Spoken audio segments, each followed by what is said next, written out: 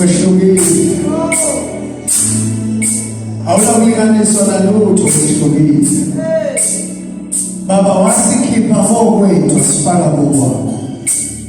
Izithembiso zakho zikuyiyebo zingu-amen. Lokho okuthembisile uzokwenza.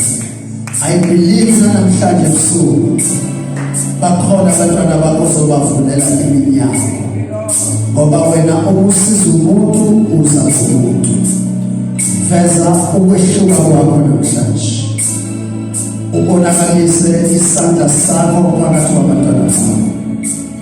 Ngiyacela mabekhona bathi mfundisi, ngiyacela ukhuleke nami namhlanje, ubeke nje isandla